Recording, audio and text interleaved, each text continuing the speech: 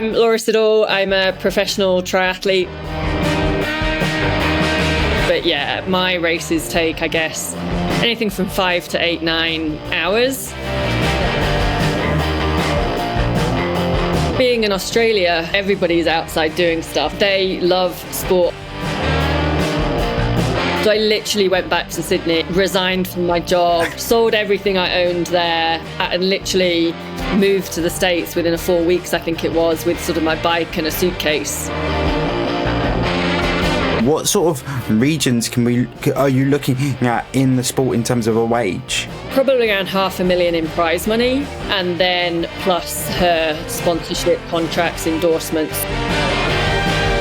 I've just got to get it done. Doesn't matter what happens, I just need to get it done. You know, like, and if you do sport, or if you do a park run, or you're just doing some, like, you're out jogging, it's just like, oh, you're amazing, and there's just this kind. Whereas just the Brits are just not like that. We don't care.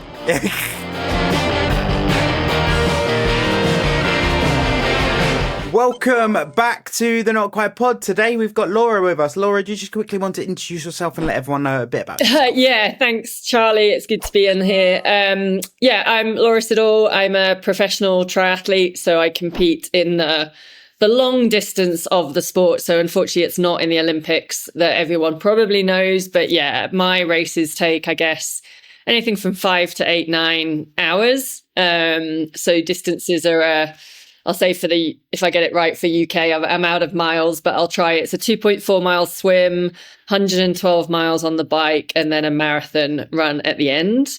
I am from the UK originally, born in Nottinghamshire and grew up playing sport. But I guess sport was very much seen as a hobby when I grew up, which probably shows my age. And it was sort of very much, you went to school and did your GCSEs and A-levels and then went to university. So I did that, and I studied engineering.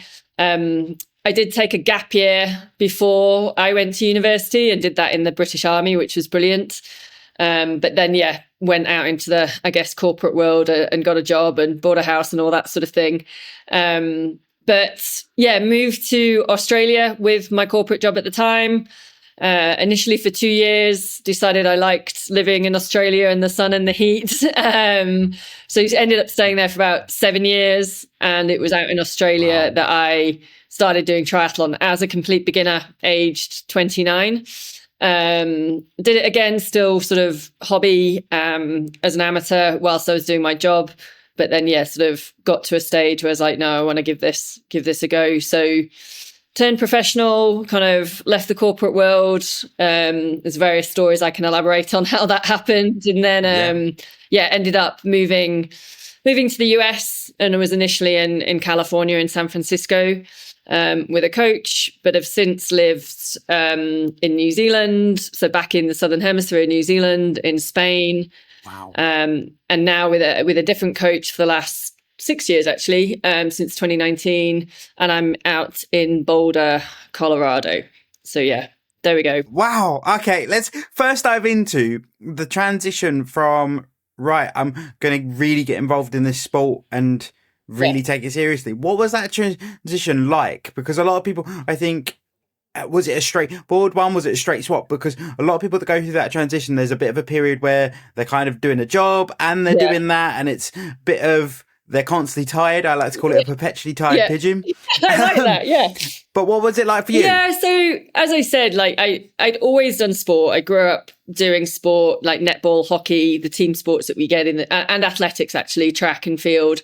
Loved the Olympics, but I guess because of the generation I grew up in, and it has changed, which is awesome in the UK. It just, I guess sport was never really seen, or I never saw it as something that I could do professionally. And I guess from sort of academic family, although my family supported the sport, and I have 3 older sisters and a couple of them played sport as well. It was kind of very much that we went through that school, university, and got a job. But I think being in Australia, they love sport. Obviously, the lifestyle and the weather is a massive help because everybody's outside doing stuff. And I was in Sydney, And I was with friends and we would sort of go running, and they knew I was a runner, and there was a swimming pool near work that we'd go to. And I couldn't swim. I was taught to swim when I was little by my parents for like more the safety aspect, but I never did squad swimming or anything like that. But we'd go out at lunchtime off work to go and swim. And yeah, it was just through friends from work just said, oh, you should try triathlon. And I kind of, didn't really know what that was. I was like, why do you want to do 3 sports? Just, runner kind of thing. But found a local group in Bondi Beach so no hardship there either. And they had like a beginner's course. So that's how I got into the sport. And it just, again, was still doing it as a hobby, was very beginner, amateur. And it just grew and grew as a hobby, I guess. And I progressed and got better and better. And it was sort of 4 years into that, again, people sort of just started saying, oh, you should get your professional card. You should get your professional license. And I was like, well, what is that? Yeah. And also at that stage, I was still really doing short distance, so sprints and Olympics. And at this point, I was 33, 34, I guess. So to get a professional license and compete over that short distance, which is what you see at the Olympics, I needed to be 18, 19 in a federation program. And that just wasn't going to happen. And there was no way, my swim was weak. So there was no way that was, I was going to get in from that aspect. So it meant that I had to move up the distance to sort of a half iron distance and then potentially full, which kind of suited me anyway with being that little bit older and having done sports. So you do tend to have more of that endurance focus. But I also still didn't really know what that meant. But yeah, I was lucky. I won 4 world championships as an amateur, 3 over that shorter distance, and then 1 at that half distance. And it was that win at that half distance that went, oh, maybe I can actually kind of do this. And I had a fantastic boss in my job. She was super supportive of me doing the sport as long as I, got the work done as well. But she allowed me that flexibility. And I think I just thought there was more and more of my headspace was focusing on my training and my next race. And I just kind of felt I was at this crossroad in my life. And it was like, I've never really given sport the full focus because it has always been that hobby. And I've potentially got that chance to do it now. But if I don't do it now, it will be too late because I'm now like 33, 34, when most professional athletes are probably already retired or retiring. And I'm about to like move into that space.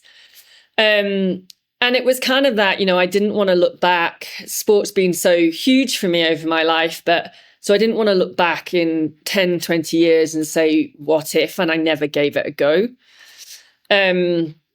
So that was kind of my headspace. I then sought out a coach that I kind of wanted to work with, and he was based in the States.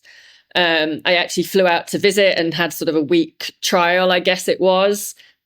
And he, which is another story, which I won't go into, but he then said at the end of that week, like, if you move to the States, I'll coach you. So I literally went back to Sydney, resigned from my job, got home from work and like took off my corporate suit and just piled them up and then donated them, sold everything I owned there. Because obviously I'd had like quite a nice expat salary over there and I had like a nice apartment and stuff, but sold all that and literally moved to the States within 4 weeks, I think it was, with sort of my bike and a suitcase.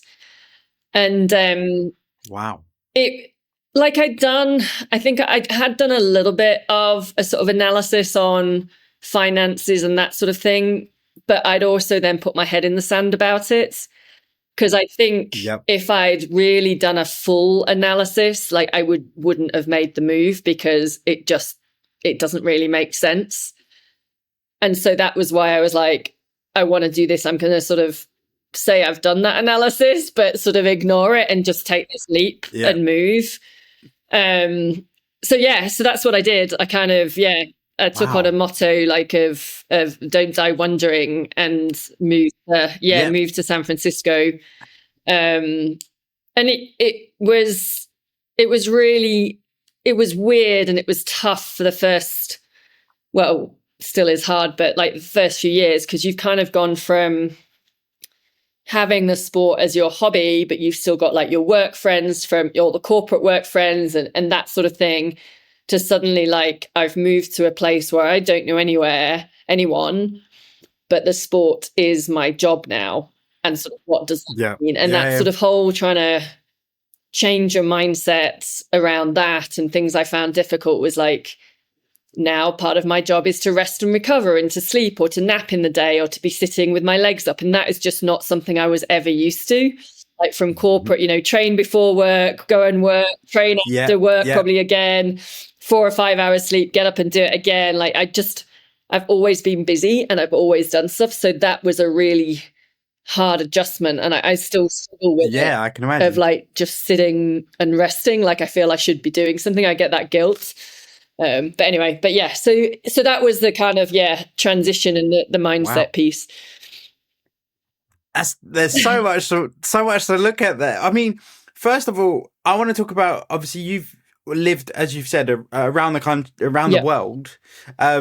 What was that journey like? Obviously you said that obviously you've moved. First of all, you moved from the UK to Australia, then you moved to Australia to the US. What were those transitions like? Because I think a lot of people find that situation quite daunting, of going big change. And as you said there, you basically moved to Australia to become pro. What was that transition like in terms of mentally? Yeah.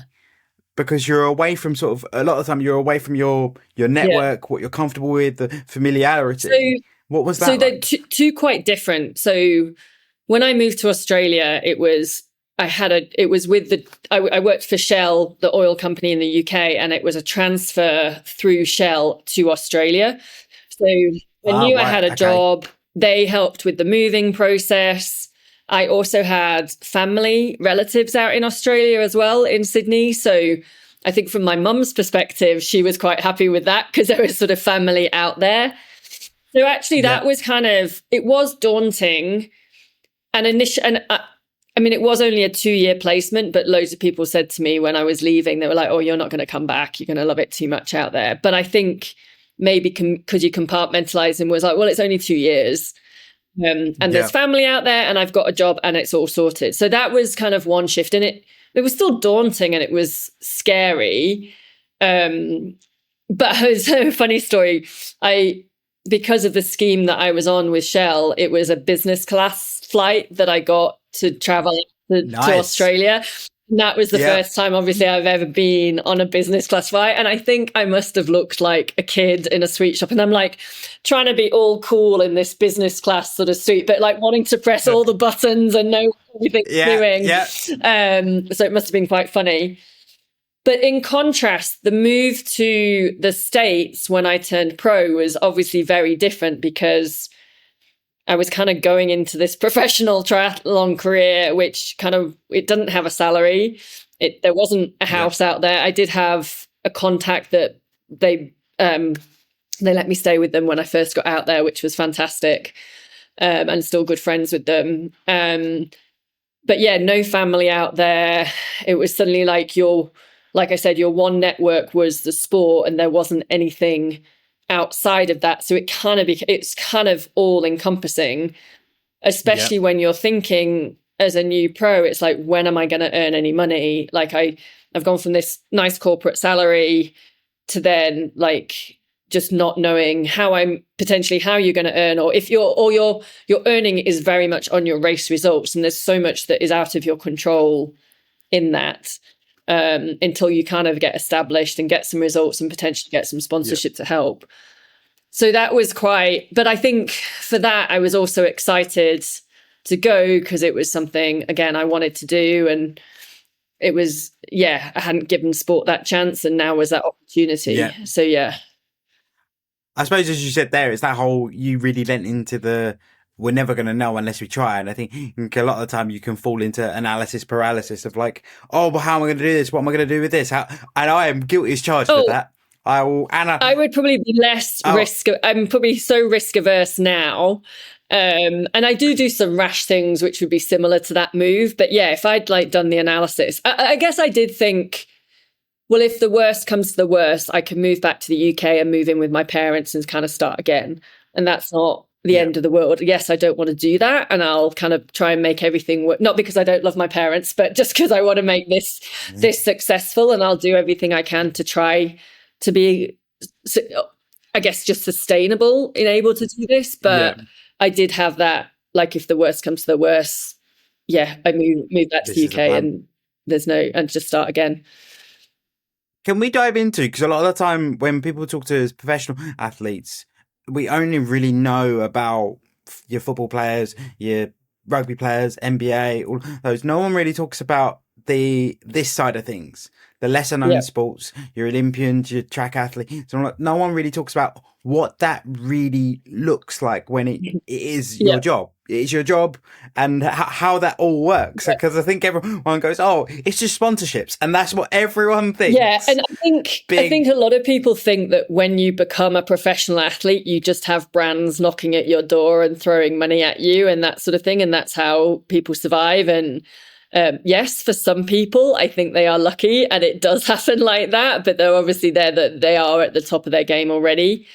And triathlon, obviously, it is a very small sport, and it's an individual sport. So the way it works is that when you compete for prize money at a race. So depending on the size of the race or the title of a race, if it's sort of the World Championships or a regional championships, they will have more prize money. And they will pay, I think we're getting better. I think it pays top 10, most of them now. The World Championships pays top 15. So that is mainly the way you're going to earn money to start with. But you're lucky if that would cover your expenses for the race kind of thing, let alone living expenses and that everything. And then obviously, if you build good relationships with brands, either local companies that you can have a rapport with, or obviously you've got the sports brands involved in the sport. Again, depending on results or what you can offer them, there's different contracts that you might get. So probably most people would start out on like a product only contract. So they'll be given some products. You might be able to negotiate sort of performance bonuses. So again, if you have a good race result, that brand might pay you a bonus for that race. And then you'd hopefully build up as your results get better and you become more established, build up to a contract that pays you a stipend, so a salary effectively, which is your base, which is what most of you want, because then it's kind of guaranteed. And then obviously the performance bonuses and stuff like that on top of that. It's a really interesting space at the moment. I think sort of if we look 10, 15 years ago, when the sport was sort of just a little bit more in its infancy, there was a lot of money in these contracts that people, because there were less athletes. So actually there were some big contracts that athletes were getting and they could survive very well, but you also didn't have social media. So you're relying on like your results or your picture on the front of a magazine or something like that. Yeah. And obviously things have changed a lot now. So whilst there is more money coming into sport and women's sport, a lot of that's around the team still, and the individual sport. And I've seen actually sort of triathlon, and with the economy and stuff, it's almost shrinking. And a lot of companies are putting their money in like 2 or 3 of the top athletes and just going big all in with them. And then a lot of it, and everyone else is sort of struggling and scraping still. Behind. And obviously now with social media, it's a lot more about a brand, and sport effectively is entertainment. And I've grappled with this for a long time, but it is entertainment. So you do need to show something different, or like social media. A bit of personality. Social media following, YouTube, obviously, TikTok, whatever it is. A lot of brands are looking more and more at that and more at content creators that goes alongside what you're trying to do as your job and focus on. So, yeah. And then it's that whole thing of it again. It creates like a split focus as well, because you're trying to bring in enough money from those other things and bring enough interest in that then it becomes, okay, I'm not just this sports person. I am also content creator, and it spirals. Because it's also like, ultimately our job is to perform on the race day. And so that takes a lot of energy and effort with training and stuff. But then if you're then expected to put a vlog out or a YouTube or that sort of thing, and some people just aren't natural at that sort of thing either. That takes a lot of work. Or you can pay a photographer or a videographer to come and follow you around, but then that costs money as well to do, and you need to get the money in from somewhere. So it's a bit of a catch, but yeah. But for anyone wondering, if it's not too personal, what sort of regions are you looking at in the sport in terms of a wage? I'm very much at the bottom end, just because I didn't have a very good last couple of years with injuries and stuff, so hadn't raced a lot, and so that was also difficult to then, whilst you try and show your value in other ways to sponsors, and I always try and pitch that I'm very much more than the athlete, just having had that corporate background and everything else I do with the sport. But some of that, so Taylor Knibb, for example, who's one of the best athletes in the world, she would have brought in, I would imagine, at least probably around $500,000 in prize money, and then plus her sponsorship contracts, endorsements. So those at the top of their game are doing well out of it, but there is, I think, just then this big gap to the kind of everyone else sort of thing trying to pull in. It's a really tricky one, because I think no one really talks about it, because, as I say, it's very much like you only see the top of the game, and then you don't sort of see the middle ground. And I think as well, a lot more of the everyone thinks of the very, very well known sports that they're throwing money at left, right, and centre. But when you've got other athletes that aren't in those arenas, and we don't, in triathlon, we don't really have like or in long course triathlon, we don't have a governing body. So there's no kind of, like you said, it's not talked about in terms of contracts and what people earn. And often in your contract, it's written that you can't talk about the value of your contract. So no one really knows what other people are on, and you just kind of you get word from hearsay, or you just get an idea of what people are on. So I always try, and if a brand wants to put a logo on my race kit, that is an actual cash component of money. But, when you're starting out as a pro, you're trying to do the best by a brand. So you might put their logo on huge across your chest or whatever, and they've only given you a discount off product, or they've only just given you product. Because you're trying to do, you want to do the right thing by the brand and build good relationships, but ultimately that doesn't help anyone in the sport, sort of thing. And I still think, and because no one talks about contracts, again, going off on we're pretty good in triathlon that prize money is equal, men to women, but I still think there's quite a big discrepancy between contracts in terms of what the men get paid and what the women get paid. But that is just a sense of feel, because I don't have any data, because of course no one talks about it and you can't find out. So yeah. What? Because obviously you've spoken a lot about women in competing in sport. What do you think is the future of it in sport in general? Obviously, we've seen huge increases over recent years of women's sport being talked about more. But as you said, it's still continuing that weird pay gap. I don't understand why it still exists, but oh my gosh, it's like the $1 million question. I think we've made some huge leaps forward in the last few years, which is fantastic. But it's also now getting people to think that doesn't mean it ends here, and that we're there.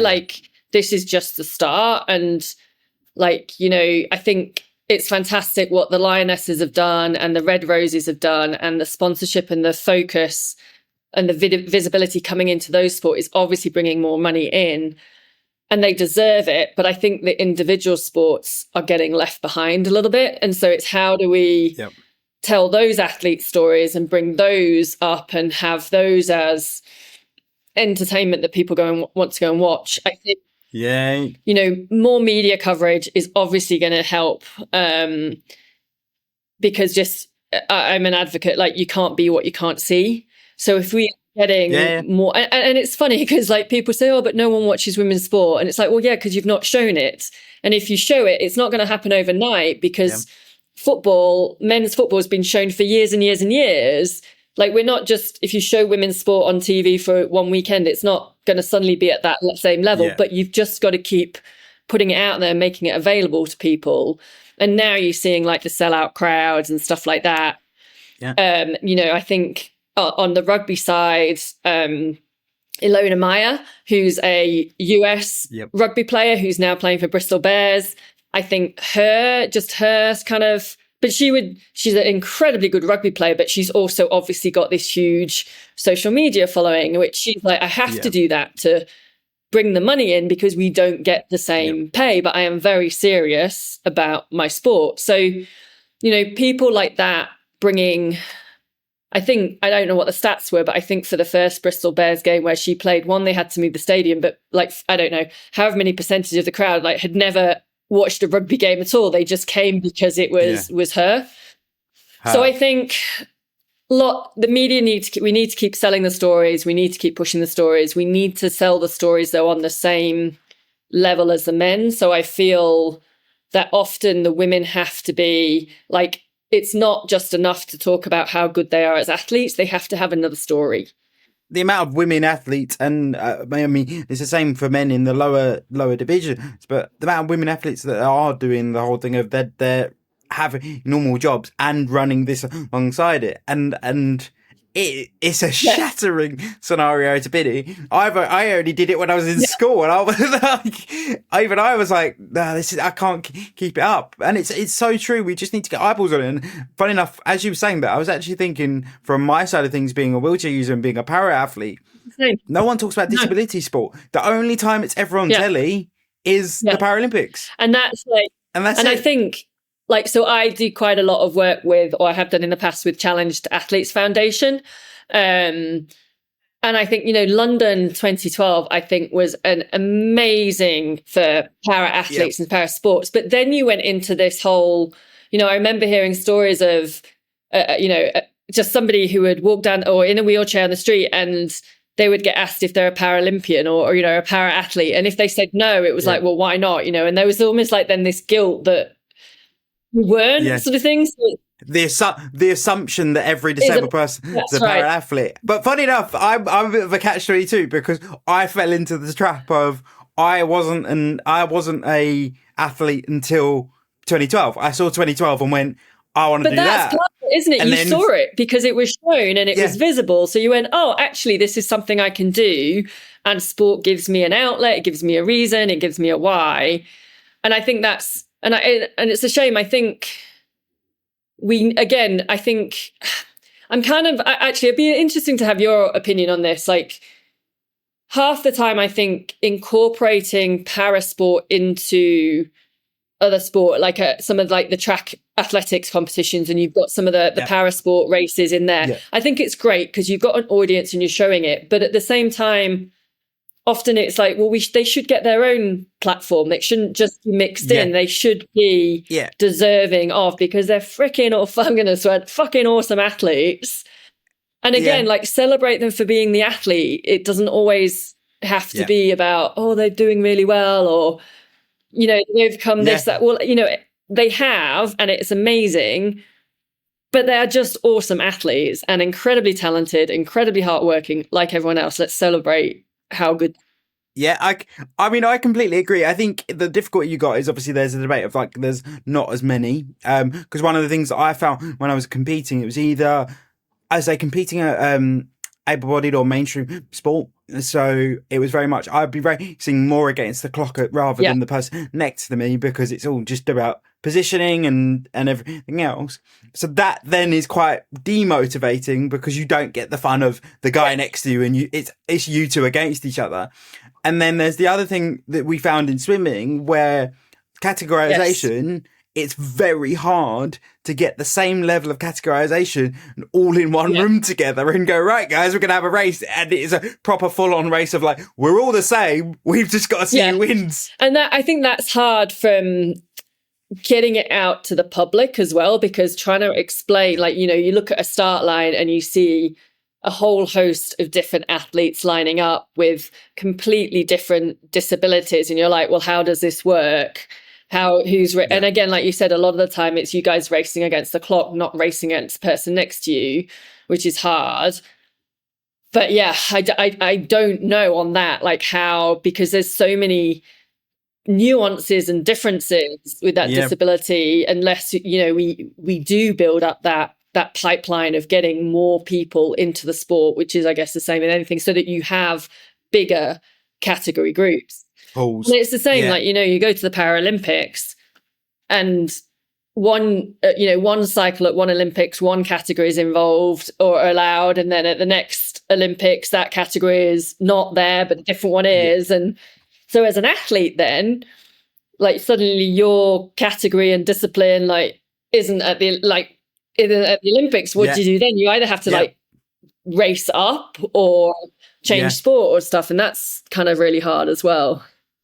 The other thing as well, which is a bit of a unique view, and it'd be interesting to see your perspective, when we talk about the Olympics, my view is we should actually, it's hard because I think like we've said, there's merit to having our own event, but there's also merit, I think, if we just mix the two together. Because rather than, because I think a lot of the disabled community, we have issues with, we're always identified as para athletes, or it's never, we're just athletes. Isn't it interesting though? And I always love this, that Paralympics does not mean disabled. It was named Paralympics because it was in parallel with the Olympics. But everyone associates para with paralyzed or the disabled athlete. And I think you're right. I think, like I said, the London 2012 did some amazing publicity. But I've also heard like the superhuman adverts that went round, that also kind of then almost made that bigger. You're not just athletes are the same as the able-bodied athletes, which you should be. So yeah, I'd be really interested to see like doing a huge combined event and just having the para athletes in with the able-bodied athletes in one massive event, just have it all mixed in, and to see how that went, and give the media coverage and still give para athletes that platform that they deserve. I mean, the other thing as well is, I will say, as a disabled individual, I think 2012, nothing has come close to it for the atmosphere that was around it, and also the atmosphere specifically around the Paralympics. And that's not to throw shade at Brazil or Tokyo or Paris. I just think there was something in the air at that specific time that made it so much better. But then I think it feels like we've taken a step back. And then I think that's where we need to encourage people to get into different sports, because until I really got into it, I didn't really know too much about swimming. I spent a lot of times in the pool messing around rather than...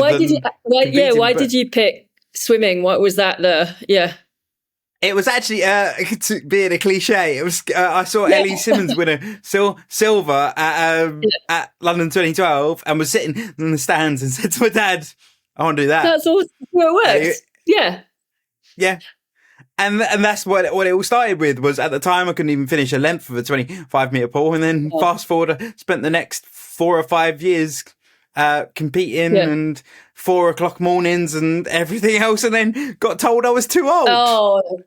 Which is also stupid reasoning, isn't it? It's just like that. I mean, that's a whole other debate of things, but yeah, I think again, and I was reading something, I'm reading a book on sport at the moment, actually, and I think it said in there that London 2012 was the last time, or has it been the only Paralympics or sporting event that has sold out crowds to Paralympic sport, and no other event, no race, no competition has come close since. So I think you're right. I think we haven't quite, the momentum sort of dipped, and it is still there, but it's just a lot slower again. And I don't know what caused it. There was just this. Everyone was up for it, and it was obviously for me, it's close to home as someone who's got a disability themselves, but for everyone was talking about it. It was almost felt like we could have got to that stage where it was all in one. It was just, because that's what it felt like. It felt like we just went right on to the next one. Like it was just a run through, and I had, it was such a, awesome year.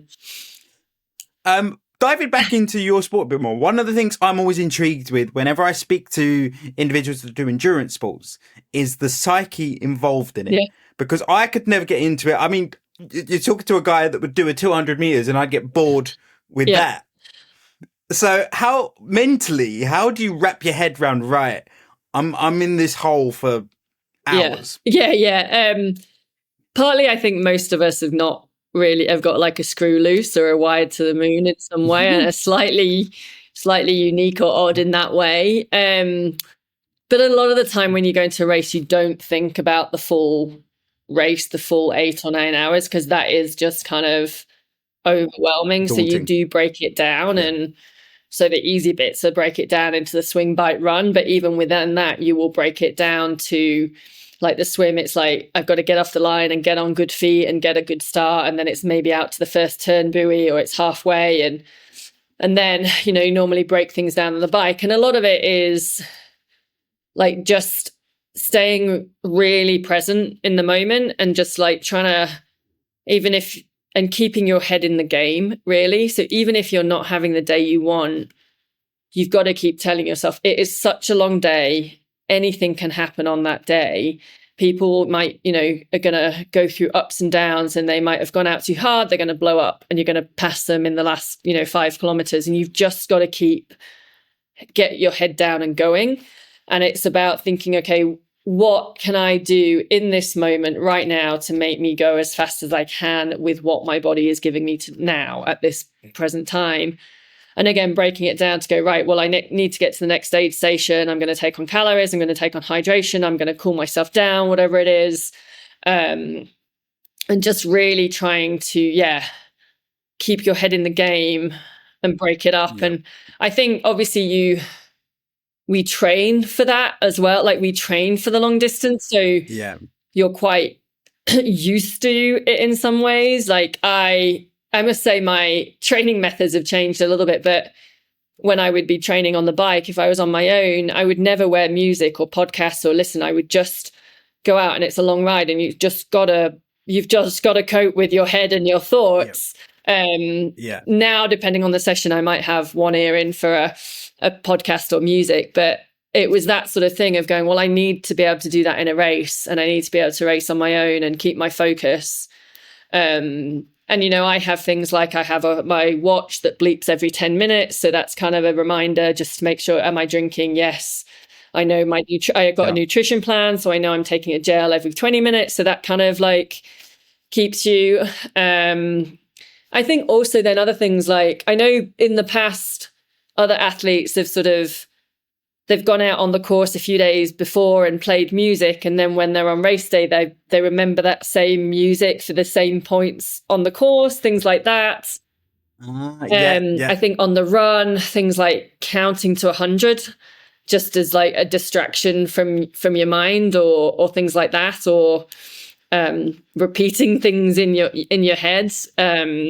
There's also, I try and do a fair bit of visualization before the race. So picturing, I like to get to a race like a week before or whatever, get out on the course so I can then see myself on the course, see myself having a good day and that sort of thing. And actually sort of spend an hour every day or whatever leading into the race, like going through, right, from the moment I wake up, what am I doing? And sort of going through that in my head so that, and I also write lists a lot. So when it comes to race day, you're kind of prepared for that. But it's also knowing that over that length of time, you will go through ups and downs. Like it's very rare that you are going to have a day where you just fly through on a high and everything goes to plan. Like over that 8 or 9 hours, something is going to not be quite as good, or curveball, or you're going to go through a bad patch. And it's just, like I said, keeping your head in the game and knowing a lot of the times that you'll come out of that again, like you'll come out of that hole. Yeah. What can you do to help that? Have you eaten? Have you drunk? That sort of thing.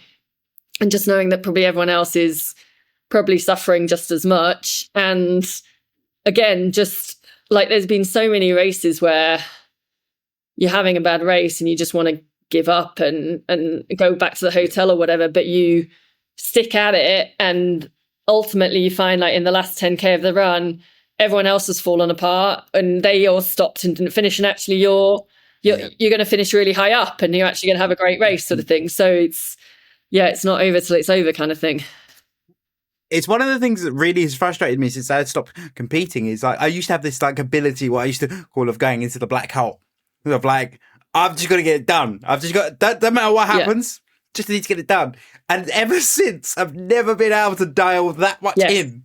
And it's frustrated me beyond belief. I think as well, like, I mean, like short course racing, like you used to do 200 and stuff, like, I mean, that is pure all out hell breathing. I mean, obviously, I mean, our racing is getting faster and faster as more younger and short course distance come up to the long distance and they bring that speed with them.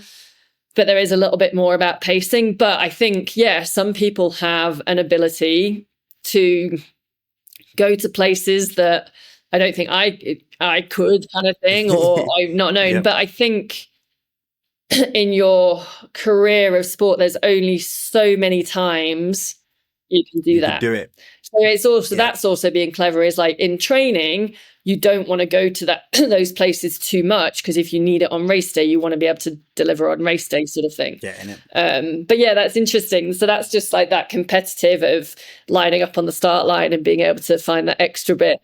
Yeah, it's so weird. Like even in the gym nowadays, I can't do it. I don't know why. It frustrates me. But you talked a bit about like visualizing a course. Is there a course that's been your favorite? Oh gosh. So I've been really lucky because I've kind of always raced, or one of my things was like to race in cool places and cool races, sort of thing. Yeah.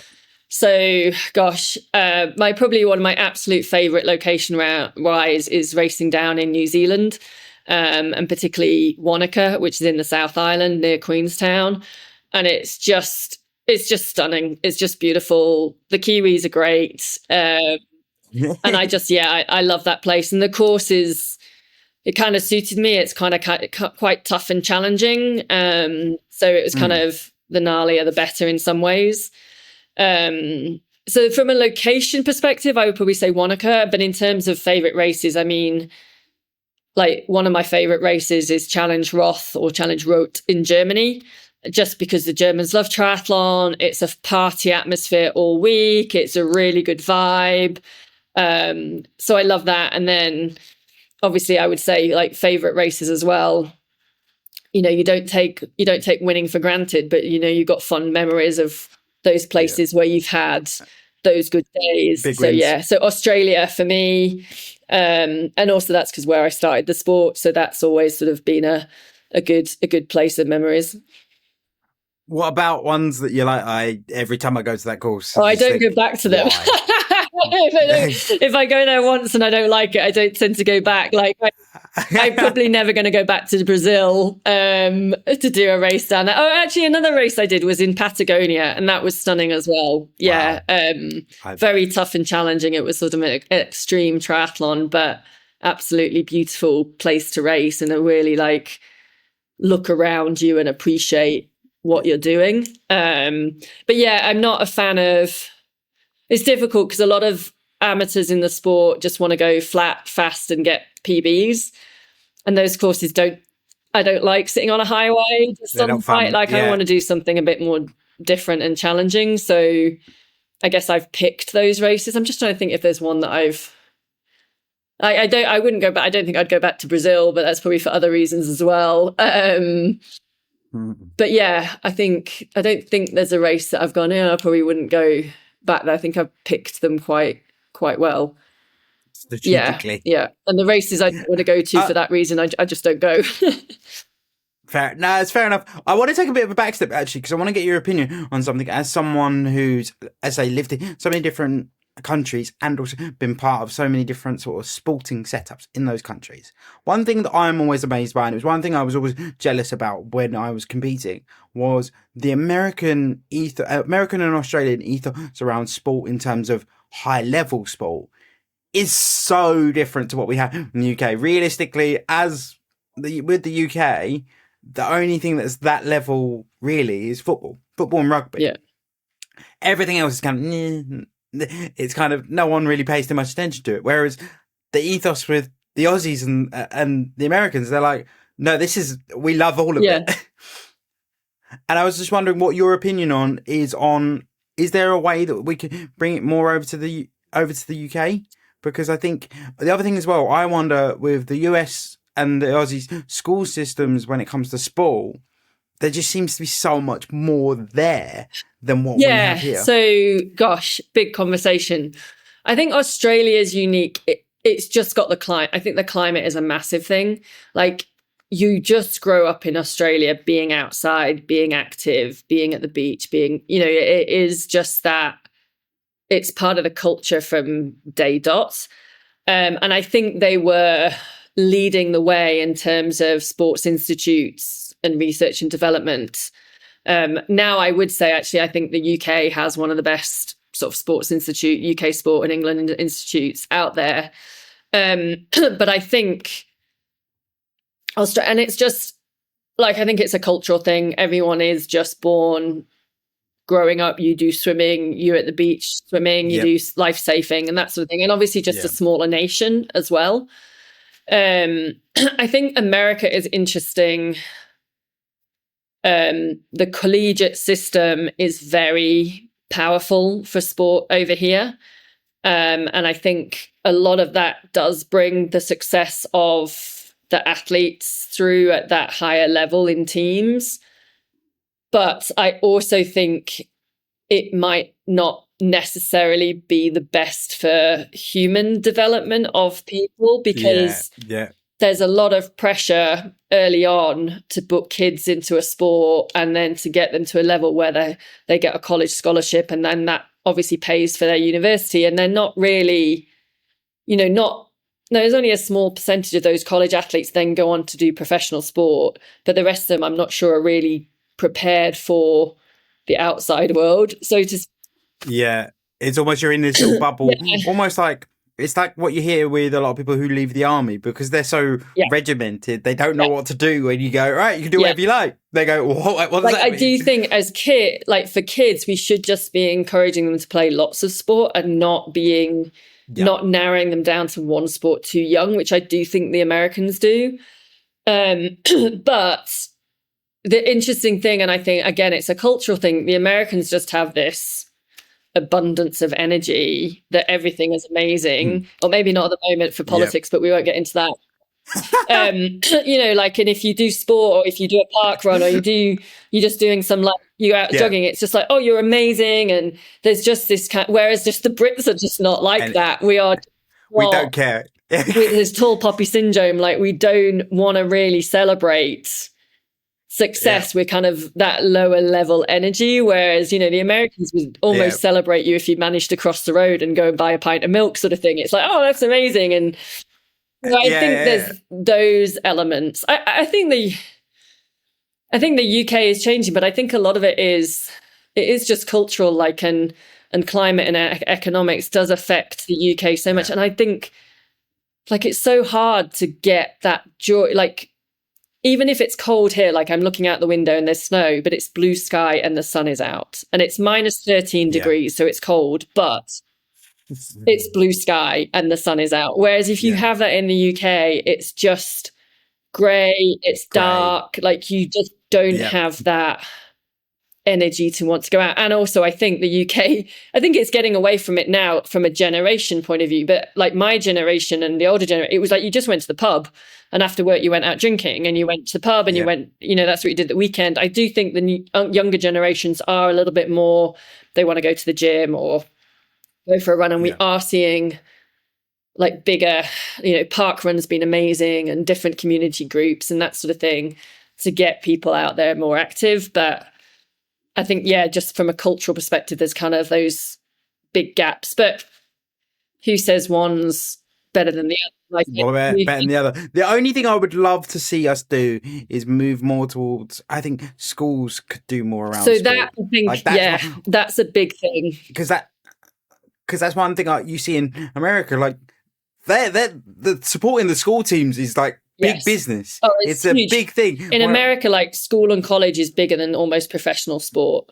So, and I think you're right. I think it starts at a school level because I remember like when I was at school, if you weren't sporty or good at sport, then you didn't do it. It was almost like you had to be good at it to do sport. Whereas interestingly now, like I'm seeing more and more of my friends from school as they get older, like doing a triathlon, getting back in, doing running. And it's like they can do it just because they want to be fit and active. And so if we bring in sport at school, and I think they've cut down the curriculum, so I think it definitely needs to go back up, but just made it that like this isn't sport to be the best. This is sport just for health, well-being, mental ability. And you don't have to be in the first team for the school, but you should still have an opportunity to play netball, hockey, rugby, women and men, girls and boys doing both. So I think that does. It's just the enjoyment of the sport. Like I love when I hear like I haven't played for a long time, but like when friends just meet up at a five-side football pitch, they're just kicking about, and every week they go and they just have a good time. That no one's. It's not serious. They're just. And you're seeing like a lot more things like walking football, walking netball. Whereas it's that generation that were never really given the opportunity to do sport at school because unless you were good, but they're like, no, actually, I see the benefit and I want to be out there and active. And so I think it's changing that mindset from a school level that, we need to do sport to be for mental health and physical health. It's not just to be the best sort of thing. And I don't get why we've taken so much away from it because there's so much talk around health and wellness.